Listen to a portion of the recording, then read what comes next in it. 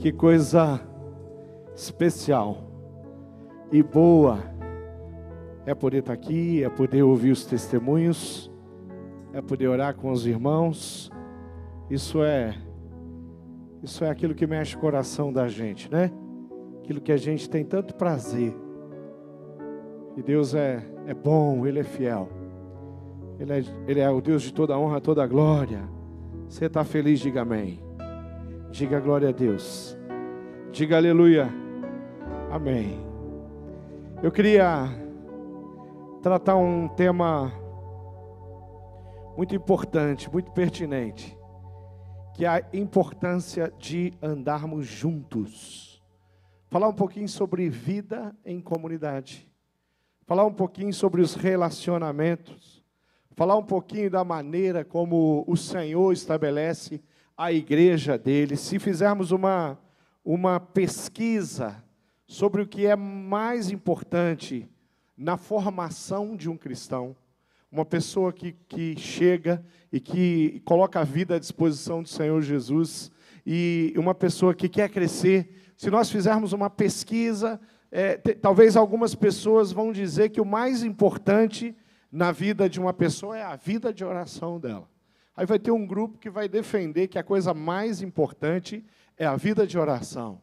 De repente vai ter um outro grupo que vai defender que é o conhecimento da palavra. Aí tem esse grupo e ele vai falar assim, o mais importante na vida de um cristão é ele conhecer a palavra, manejar bem a palavra. De repente vai ter um grupo lá mais avivado, mais carismático, mais, aqueles do fogo, e eles vão falar, não, o mais importante é o batismo com o Espírito Santo, é falar em língua, e de repente nós vamos ter pessoas definindo o que é mais importante, de fato, na vida de um cristão. E eu não tenho dúvida alguma que a igreja, a comunidade de fé que nós fazemos parte, ela é estabelecida pelos relacionamentos, desde que nós nascemos. Eu, por exemplo, alguns aqui, irmãos comigo, que nasceram numa família cristã, numa família que se dobra ao conhecimento da palavra, ao estudo da palavra, alguém que cresceu na escola bíblica.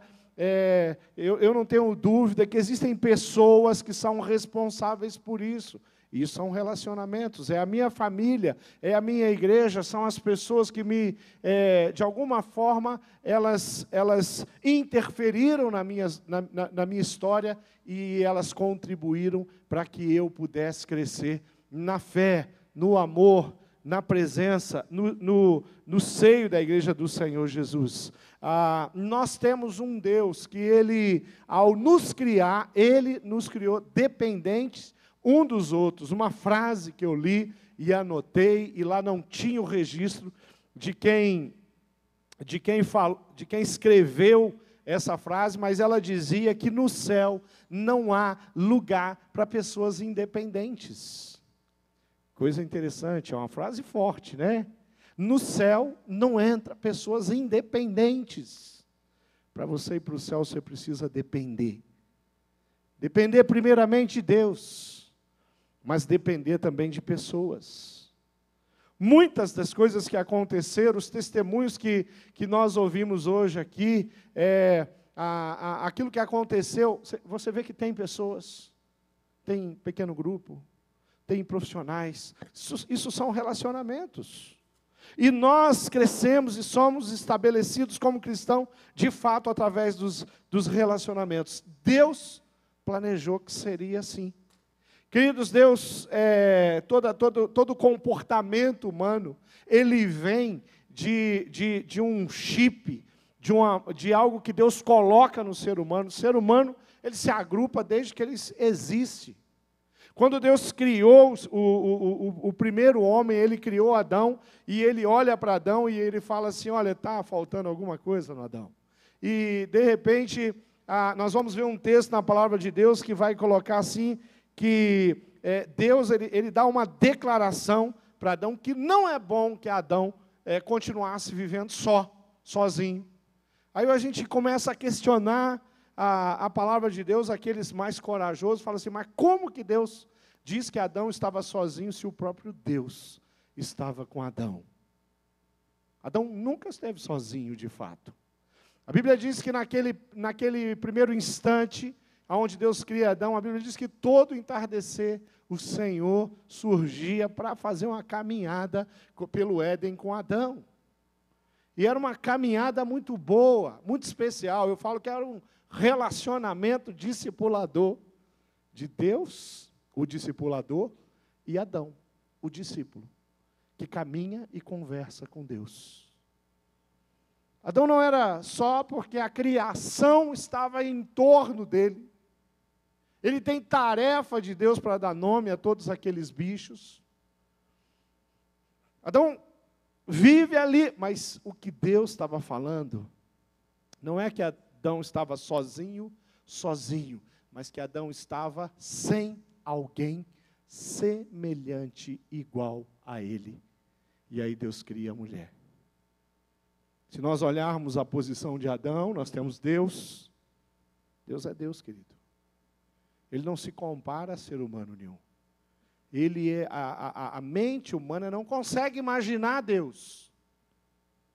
Se nós olharmos para a criação, não tem um animal, não tem nada, um vegetal, não tem nenhum ser vivo na criação para se relacionar com o homem, no sentido de completá-lo. Na mesma condição, você pode ter um cachorrinho em casa. Ele vai passar uns anos lá com você. De repente, ele vai viver 10 anos, 12 anos. Ele vai morrer. Tem algumas pessoas que sofrem, né? Outros já são mais frios. Manda sacrificar o bichinho, já, porque tá. Mas algumas pessoas sofrem, mas passa um tempo, a gente esquece do cachorrinho. Agora, quando nós perdemos um semelhante, aí vai tempo. Aí nós contamos histórias de alguém que morreu há muitos anos. Algumas vezes eu já contei a história da minha avó aqui, da minha avó Cecília. Mas ela morreu em 1982. Mas eu ainda me lembro dela, das coisas dela, apesar de ser um menino. Por quê? Porque não era um cachorrinho. Não era um gatinho. Eu não consigo nem lembrar mais os cachorros e os que eu tive na minha infância. Eu tive uma tartaruga quando eu era menino. Até hoje eu gosto de tartaruga. Queridos, Deus nos criou desse jeito, dependente um dos outros, para vivermos juntos, para caminharmos juntos. Quando ele fala, olha, não é bom que o homem esteja só, eu vou fazer uma companheira, ele está falando, querido, eu vou começar um movimento de relacionamentos. Eu vou iniciar uma trama, uma teia infindável, porque através de Adão e Eva, a humanidade é estabelecida. Através de um homem, e depois de uma mulher, nós temos todas as gerações. Ninguém tem o número, sabe, consegue deduzir, passar perto de seres humanos que já passaram pela face da terra. Ninguém. A ciência não tem contabilidade que feche esse número, só Deus conhece. Ninguém sabe o tamanho da igreja gloriosa do Senhor Jesus. Ninguém tem ideia, só Jesus que conhece a sua igreja. A igreja do Senhor Jesus, essa teia de relacionamento, ela é composta, querido, por todos aqueles que confessaram, entregaram a sua vida nas mãos do Senhor Jesus e dele recebeu a salvação. Através dele, a salvação nos foi permitida. Ao longo de todas as gerações, quando Deus, ele olha para a igreja dele, ele está falando de pessoas. Quando ele fala da igreja, minha igreja, ele está falando de pessoas que já estão na presença dele há muitos séculos, milênios. Porque ele está falando de pessoas em toda a história da humanidade, aonde teve um encontro com Deus e hoje vive na presença dele. Quantos cristãos hoje existem? Você pode ter uma estatística. O censo pode dizer quantos cristãos tem no Brasil. Pode dizer qual é o percentual de cristãos, mas ele está falando de religião, está falando alguma coisa nominal. Pode dizer que aqui no Brasil tem 27, 28, 30, daqui a pouco nós vamos ter 50 milhões de cristãos evangélicos, mais o católico, isso aí. Mas nenhum censo pode fazer a contagem que Deus faz. Porque quando Ele olha, Ele conta os dele. Ele não conta os religiosos, nem os frequentadores de igreja. O coração de Deus, quando Ele está falando da igreja dele, Ele está falando de pessoas que tiveram um encontro pessoal com eles. Essas pessoas vivem e se relacionam. Então é importante nós entendermos que Deus, o Criador de todas as coisas, Ele planejou a vida em comunidade. Eclesiastes 4:9 diz, é melhor ter companhia do que estar sozinho, porque maior é a recompensa do trabalho de duas pessoas. Com duas pessoas é melhor. Tudo que você faz com duas pessoas é melhor que uma. Se um cair, o amigo pode ajudá-lo a levantar-se. Mas pobre do homem que cai e não tem quem o ajude a levantar-se. Miserável. E se dois dormirem juntos, vão manter-se aquecidos. Como, porém, manter-se aquecido sozinho? Um homem sozinho pode ser vencido, mas dois conseguem defender-se. Um cordão de 3 dobras não se rompe facilmente. Teia de relacionamento. Eu com os meus irmãos. Eu e os meus irmãos com Deus. É assim que a gente tem que ver essa comunidade. É assim que nós precisamos avaliar essa comunidade. Essa comunidade não é eu e Deus. Ele não escolheu assim. Deus não falou, não tem problema, fica aí sozinho, eu e você. Não, Ele falou, você vai ser igreja, querido. Você vai se envolver, você vai servir, você vai aprender, você vai caminhar. Queridos, durante a nossa vida nós temos pessoas que tocam a nossa alma de uma forma muito especial. Pessoas que contribuem para a gente poder andar, seguir, crescer. Mas nós podemos também encontrar pessoas que nos ferem. E o mais importante, nós temos uma capacidade de ferir muito grande. Eu tenho essa capacidade. Você tem essa capacidade. Ao invés de amar e ferir. Sabe, uma das coisas que, para quem está no ministério, para quem acompanha famílias, para quem aconselha famílias, uma coisa mais triste que tem, é quando a gente vê duas pessoas que têm uma longa história, que caminham junto, que construíram uma família, têm filhos, um homem e uma mulher, aí eles vão se romper. De repente essa pessoa é próxima de você. E quantas vezes você esteve na mesa? E quantas vezes você viajou? E quantas vezes você foi a festas com esse casal? Mas de repente eles rompem. E o pior, de repente, agora, aqueles que um dia se beijaram, se relacionaram sexualmente, que um dia construíram coisas juntos, agora são inimigos. E um escarnece o outro. Aquele que amava, agora odeia. Aquele que queria bem, agora quer o mal. Quer que pague. E aí nós temos um relacionamento que rompeu. Isso é triste. Se é triste para um pastor, se é triste para uma família, imagine o coração do Deus, que é o portador de todo o amor.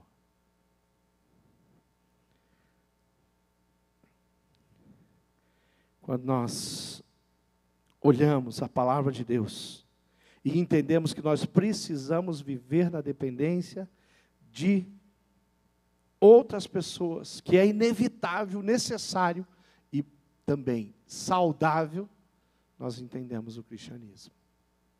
Nós entendemos que nós vamos crescer. Quando eu consigo ter autocontrole, domínio próprio, um daqueles frutos do Espírito Santo de Deus, uma característica de alguém que realmente teve uma experiência com Deus, nós conseguimos nos equilibrar para não odiar, para não desejar o mal, para não cobrar com mão de ferro aquilo que as pessoas fizeram. Às vezes nós temos que nos proteger das pessoas. Isso é fundamental. Mas uma coisa eu posso dizer para você: nada é mais precioso do que viver do jeito que Deus fez e construiu para que vivêssemos.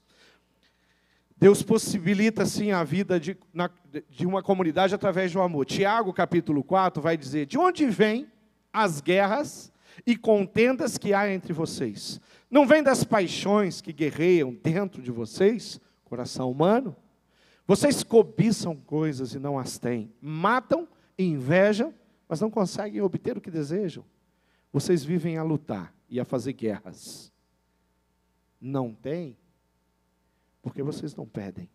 Quando pedem, não recebem, pois pedem por motivos errados, para gastar em seus prazeres. Tiago vai continuar nesse texto, pegando muito pesado, com relacionamentos quebrados, com atitudes de alguém que não tem comunhão plena com Deus e comunhão plena com as pessoas. Tiago vai ser duro com aqueles que são adúlteros, e vai chamar esses de inimigos de Deus, pessoas que têm inimizade com Deus. O pecado produz essa inimizade com Deus. Um dos livros do Ed René, ele diz que nos bastidores dos relacionamentos, você pode se machucar, ficar desapontado, ou frustrar-se. Mas relacionamentos são necessários. Quando nós nos relacionamos com pessoas, quando eu faço parte de um grupo, eu me envolvo com as pessoas, quando eu recebo pessoas na minha casa, quando eu faço parte de um pequeno grupo, queridos, eu estou correndo risco. E o cristão deve ter esse correr risco como uma coisa não a temer e não a evitar. Não, eu vou me relacionar. Então, se eu estou conhecendo você, não, eu vou me relacionar com essa pessoa. E se eu conheço você, não, eu vou levar essa pessoa na minha casa. Mas você conhece ela? Não, não conheço, eu conheci ela. Eu convidei ela no posto de gasolina para ir na minha casa, no meu pequeno grupo. Mas você não está correndo risco? Está correndo risco. De repente, essa pessoa é mau caráter. De repente, ela tem uma mente criminosa. Eu conheci pessoas com mente criminosas dentro das cadeias. Gente que mata com uma facilidade que a gente não consegue imaginar. Se tem uma coisa que eu não consigo imaginar, é eu pegar uma arma para matar uma pessoa. Quem sabe eu vou até um dia precisar me proteger, eu espero que não. Mas eu conheci pessoas na cadeia, nos ministérios ali, na pastoral, carcerária, nos anos que passei lá dentro, que tem uma mente criminosa. Quem garante que a pessoa que você convidou para ir na sua casa não tem uma mente criminosa? Não tem garantia. Nós vivemos pela fé. E nós olhamos para as pessoas. E nós abrimos a nossa vida para as pessoas. E nós recebemos um telefonema aqui. Nós entramos num carro. E nós vamos para um bairro, um endereço, uma casa que nós não conhecemos. E nós entramos para estar com uma família, uma pessoa, um homem, uma mulher, que nós nunca vimos, ou sequer ouvimos falar. Por que fazemos isso? Porque nós entendemos que vale a pena correr risco nos relacionamentos. E, querido, tem dado certo. Tem funcionado. Pessoas têm se chegado a nós. Pessoas se tornam um de nós. Se tornam servos aqui com a gente. Adoradores que adoram ao Senhor junto com a gente. Pessoas se tornam líderes e começam a abençoar pessoas. Por quê? Porque nós não temos problema de arriscar com os relacionamentos. Nesses 17 anos de pequenos grupos na nossa igreja, há 15 anos envolvido com isso, aqui na IBB, poucas vezes nós tivemos uma dificuldade com os encontros nos encontros, uma família da nossa igreja tem um problema assim, mas uma vez isso aconteceu e eu nunca vou me esquecer, que o líder daquele pequeno grupo vem até aqui, senta com a gente, essa família que abriu a sua casa para receber o pequeno grupo, e eles receberam, e dentro daquele grupo tinha uma mulher desconhecida, que alguém convidou, e ela vem, queridos, 17 anos de encontros de pequeno grupo, hoje são 350 pequeno grupo, 350 encontros, toda semana na nossa igreja, 350 casas abertas para estranhos. Mas isso aconteceu e ela vem e fala, pastor, nós recebemos uma pessoa, convidamos e ela veio. E ela pediu para ir ao banheiro. E ela vai ao banheiro. E ela volta do banheiro para o encontro. E o pequeno grupo termina e ela vai embora. Quando termina o pequeno grupo, aquela dona da casa percebeu que tinha sumido objetos na casa dela. Algumas coisas com um valor um pouco alto, outras coisas muito banais, sabe, a saboneteira, coisas assim. Mas pastor dos pequenos grupos da igreja, das células, aquele negócio pegou meu coração. E eu fiquei, sabe quando o pastor não sabe muito o que dizer? Eu estava nessa, com aquela família ali, mas a dona daquela casa. E quando eu consegui falar, eu falei para ela assim, olha querida, eu quero dizer para você que nós somos igreja e nós vamos juntar aí, nós vamos, o que tiver aqui, o que você perdeu lá, de alguma forma nós vamos tentar restituir para você. Aí ela falou, não pastor, não precisa. Não precisa, pode deixar. Isso aí não se preocupe. Não se preocupe, pastor. Eu tenho condição.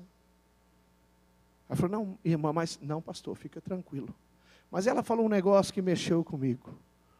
E ela falou assim, pastor, isso aí é Satanás. Eu não vou fechar minha casa para pessoas estranhas entrar. Porque alguém entrou e abusou da minha confiança.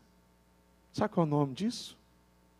Amor, cristianismo, interesse por relacionamentos que podem ser frustrantes. Nós somos a igreja do Senhor Jesus. Nós prosperamos. Nós, às vezes, ferimos, às vezes somos feridos. Mas uma coisa eu posso garantir para você. O Deus a quem nós servimos é o nosso advogado fiel. É o nosso justo juiz. E tudo, absolutamente tudo que você tem, foi Ele que te deu. Quem roubou? Uma coisa sua, roubou do Senhor. Você pertence a Deus. Quem te feriu, feriu ao... E se você feriu alguém, você criou uma situação delicada no seu relacionamento com Deus. Pastor Edmilson está falando aqui do perdão, da restauração, de acreditar, de confiar nas pessoas, de se colocar à disposição de um Deus. Quando nós nos relacionamos, quando nós nos envolvemos, tudo pode acontecer para bom, algumas coisas para ruim. Terceira e última coisa que eu queria compartilhar com você é que Deus nos deu autoridade sobre a vida um dos outros. A coisa mais preciosa que tem nos nossos relacionamentos são as pessoas verdadeiras que tem nesse grupo de relacionamento. Pessoas com quem nós nos relacionamos. Sabe aquela pessoa que vem falar a verdade para você? Sabe aquela pessoa que sabe, eu sei que ela vai ficar magoada. Né? De repente eu falo assim, eu preciso falar para a Ivanilda algumas coisas. De repente a Ivanilda tem um temperamento insubmisso, que não é o caso dela, mas de repente ela tem e ela não aceita. Eu já chamei a atenção de pessoas que não aceitaram a minha autoridade de pastor. Imagina se fosse um outro, um irmão aí sentado na cadeira azul do lado. Tem pessoas assim, mas isso nunca me impediu de ser verdadeiro e sincero com as pessoas, porque esse compromisso eu tenho com Deus. Mas existem pessoas que são assim comigo. Existem pessoas que vêm e elas falam para mim. Existem pessoas que falam, pastor, eu tenho que te falar um negócio. Existem amigos que falam, Márcio, deixa eu falar um negócio para você. Querido, quando você tiver alguém que fala desse jeito, começa a louvar a Deus e agradecer a Deus, porque Deus está cercando você de cuidado, e Ele está cercando você de verdade. Porque quando você pergunta para a pessoa assim, escuta, minha camisa está bonita? Aí tem uns que falam, sim, está bonita, às vezes não está bonita. Né? Fala, onde você comprou essa camisa, pelo amor de Deus? Vai falar assim, pastor, não usa mais essa camisa não, né? Não está legal. Pessoas que são verdadeiras, que falam a verdade, que produzem crescimento, pessoas que não omitem aquilo que tem que ser dito. A igreja do Senhor Jesus tem autoridade sobre a minha vida. Os meus líderes têm autoridade sobre a minha vida. Pastor Roberto tem autoridade sobre a minha vida. Pastor Edmilson tem autoridade sobre a minha vida. E eu tenho autoridade sobre a vida do pastor Edmilson. Porque nós somos igreja do Senhor Jesus. Às vezes a postura é assim, ninguém tem nada com a minha vida. Isso aí, na boca de um cristão, deveria ser entendido como uma palavra de maldição. Sabe aquela que você fala e faz sinal da cruz? Oh, Jesus amado. Tinha que ser assim. Você falar um negócio desse. Porque a Bíblia nunca disse isso. Ninguém tem nada com a minha vida. A Bíblia diz, a igreja tem tudo com a sua vida. Ela tem autoridade sobre você. O teu irmão, que talvez não tenha os canudos que você tem, os títulos que você conquistou, que seja mais simples que você, que mora numa casa simples, diferente de repente da tua. A Bíblia diz que essa pessoa tem autoridade sobre a sua vida. Uma das pessoas que marcou muito a minha vida e a minha história foi um gari. Eu acredito que eu já falei dele aqui para vocês, porque eu já falei dele muitas vezes. Ele hoje está na presença do Senhor, irmão Filadélfio. E o irmão Filadélfio era ele trabalhava na companhia de limpeza pública e eu trabalhava na associação comercial. Ele usava um macacão meio laranja, né? Com uns refletores assim nas costas, por causa do trânsito, essas coisas, para não ser machucado. E eu usava terno na Associação Comercial do Paraná. E ele, durante muito tempo, ele tinha uma área que ele cuidava e varria lá na estrutura deles, era as 2 primeiras quadras da 15 de novembro. E a Associação Comercial ficava na 15 de novembro. E eu descia, e às vezes eu ia encontrar, e quem eu encontrava varrendo a 15? Irmão Filadélfio, membro da minha igreja. Um irmão de oração. Pensa num homem de oração. Quando o irmão Filadélfio morreu, eu lembro que os líderes ali da igreja eles começaram a falar assim, olha, nós perdemos o estandarte. Nós perdemos alguém que tem sustentado essa igreja de oração. E eu lembro que uma palavra do pastor Erickson, ele falou assim, olha, nós perdemos as orações dele sim, que ele poderia fazer, a companhia dele, mas todas as orações que ele fez, elas foram feitas e depositadas na presença de Deus, e elas continuam valendo do mesmo jeito, né? Ele ainda brincou, falou, quem sabe até mais, porque agora ele está mais pertinho do Pai, né? Ele intercede lá e fala assim, ó, não esquece do povo lá embaixo, Senhor, das necessidades, né? E era um homem simples, mas era um homem de oração. Era um homem que tinha sempre um jeito gostoso. E quando eu parava na 15 para abraçar aquele homem, eu não estava falando com qualquer um. Eu não estava falando com um homem simples, eu estava falando com um homem de Deus. Eu não estava falando simplesmente com uma pessoa que varre a rua da cidade. Eu estava falando com um dos homens que mais gastava tempo na presença de Deus que eu conheci durante a minha vida. Relacionamentos com o irmão Filadélfio. O irmão Filadélfio nunca estava sozinho. Isso ele aprendeu. Ele tinha um companheiro, nós chamávamos de Batmehob, era Filadélfio Francisco. Francisco era o bêbado do bairro. Sabe o bêbado do bairro? Aquele que os vizinhos passam e falam, ih, o Francisco caiu na valeta de novo. Aí vai lá na casa do Francisco e fala, vizinha, ó, o Francisco está lá caído na valeta, os cachorros estão lambendo a boca dele. Aí alguém da família dele pegava o Francisco e levava para casa. Francisco começava cedo, começava a beber cedo.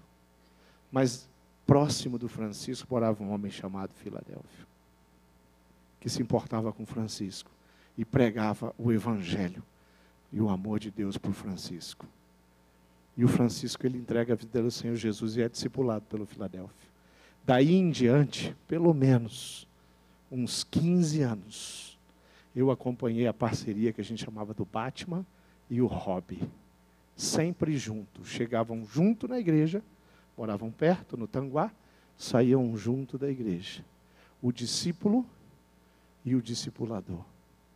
Aquele que levou a palavra de esperança e mudou a vida e a história do bêbado do bairro. Irmão Francisco, irmão Filadélfio.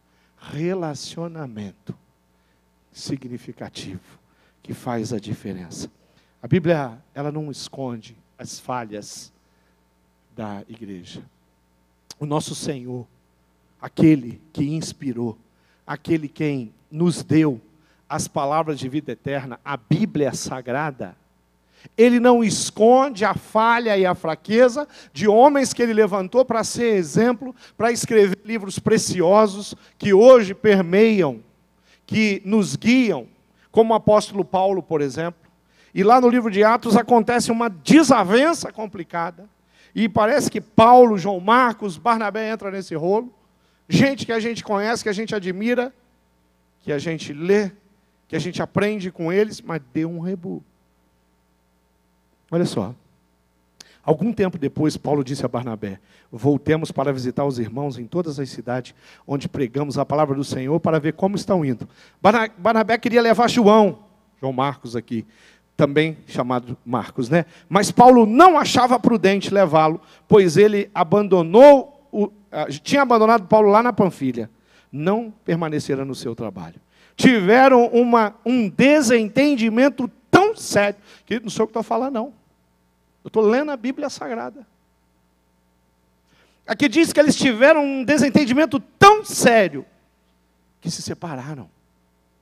Barnabé deixa de fazer a viagem missionária que ia fazer e volta para sua casa. João Marcos vai para outro lugar. Paulo toca a sua vida em outra direção. 3 gigantes.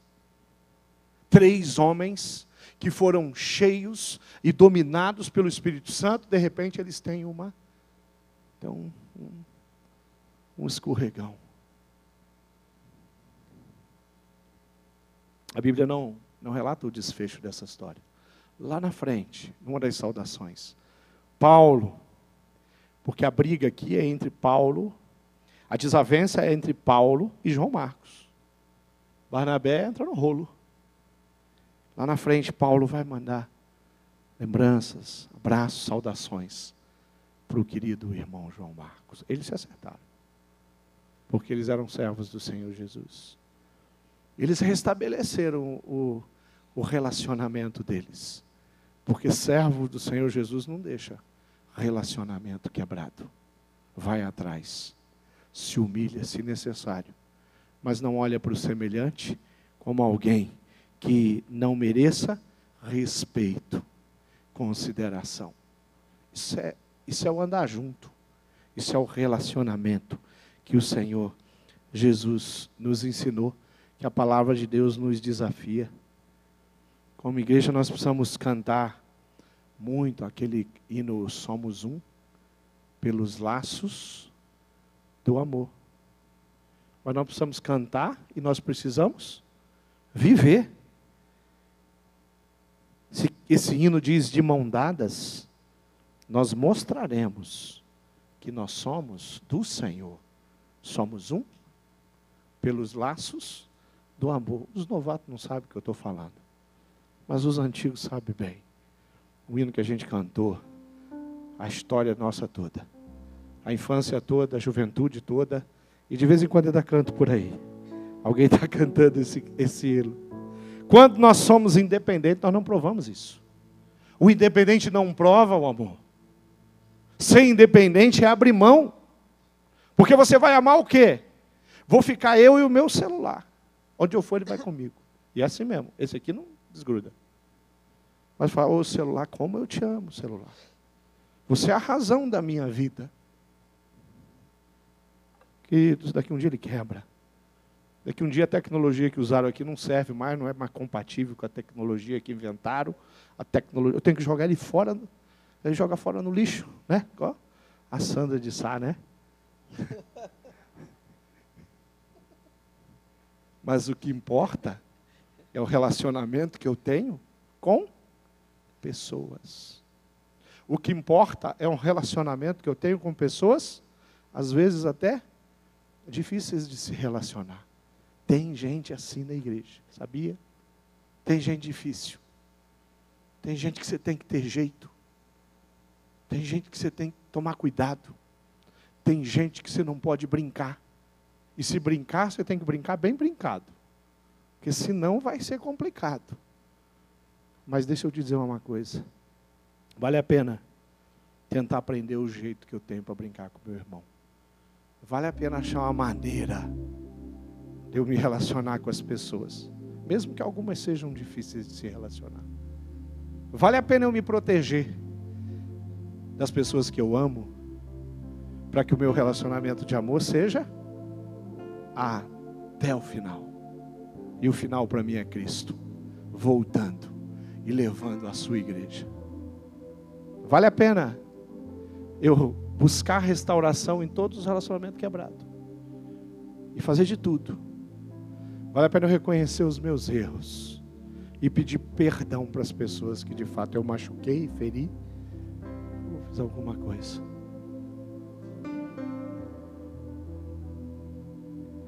Nós somos do Senhor Jesus. Andamos do jeito dele. Jesus falou, meu, são aqueles que fazem a minha vontade. E a vontade de Deus é para que nós funcionássemos como um corpo. Eu sou mão, pastor Edmilson é pé, Fábio é cabeça, e assim vai. A Mary é perna.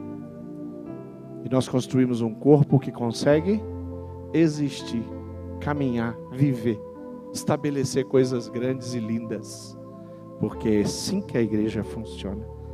Coisa mais tremenda é fazer a vontade de Deus. E Mateus 3,35 diz que quem faz a vontade de Deus, este é meu irmão, minha mãe, minha irmã. Quem falou isso foi Jesus.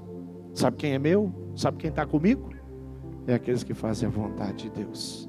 E a vontade de Deus é unidade e comunhão. Vamos ficar de pé e vamos orar. E vamos pedir que Deus nos abençoe. Vamos pedir que Deus nos ensine. Vamos pedir que Deus nos capacite. Vamos pedir que Deus restaure os nossos relacionamentos. Vamos pedir para Deus novos relacionamentos.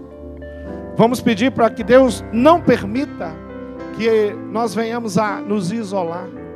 Vamos pedir para Deus não deixar que experiências ruins do passado façam com que eu perca a credibilidade nas pessoas. Porque isso acontece. Eu fui machucado por um homem, então eu vou ficar sozinha.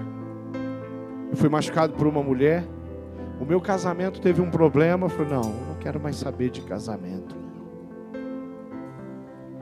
Eu tive uma dificuldade lá no pequeno grupo. O pastor Edmilson foi muito grosseiro comigo. Aí pronto, eu deixo de considerar o pastor Edmilson por causa da grosseria dele. Isso é coisa de Satanás. Porque o justo vive pela fé.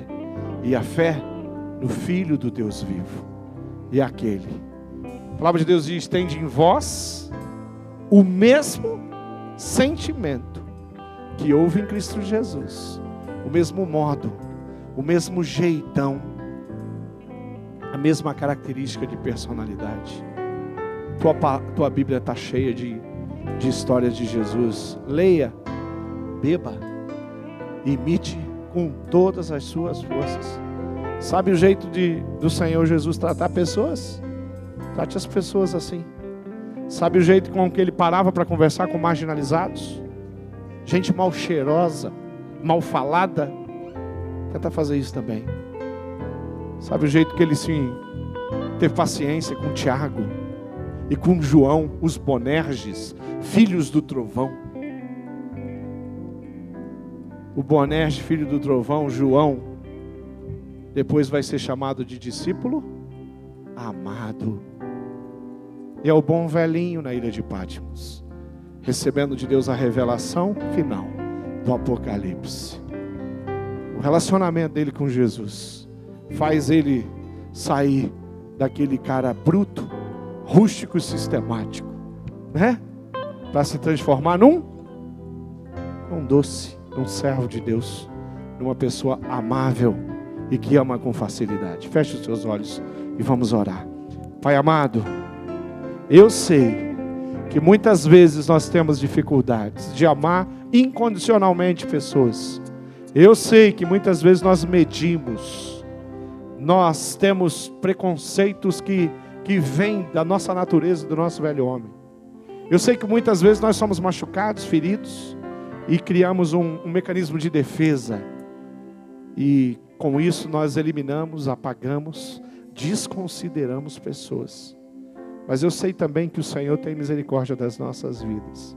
E que vem trabalhar o nosso caráter. Que vem mexer na nossa cosmovisão. Que vem tirar toda limitação e dificuldade que temos para com os nossos semelhantes. Eu sei que o Senhor é aquele que, mesmo quando fomos perseguidos por alguém, o Senhor, com a sua bondade e misericórdia, nos dá condição na tua palavra para passar por cima disso. Porque o Senhor diz que bem-aventurados são aqueles que são perseguidos. Bem-aventurados aqueles que sofrem. Bem-aventurados os humildes de coração. Porque esses herdarão a terra. Esses provarão do teu amor e da tua presença. Tu és um Deus tremendo. E eu te louvo de todo o meu coração. E peço as tuas misericórdias sobre a minha vida e sobre a vida dos meus irmãos. Usa esse povo aqui, Pai, para ser canal de luz, de bênção, lá no lar, na casa, nos lugares aonde o Senhor permitiu cada um deles estar. Usa esses casais, essas famílias, esses homens e mulheres aqui, Pai, para que sejam ministradores, ministros da reconciliação. Usa as mulheres e os homens para ministrar, Deus, os gêneros, as gerações.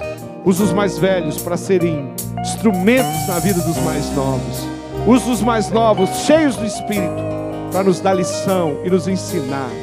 Porque a tua igreja é assim, de pessoas diferentes, de todas as idades, mas que andam junto, lado a lado, te louvam de coração. Eu oro, agradecido, em nome de Jesus. Amém. Amém. Dê um abraço no teu irmão aí.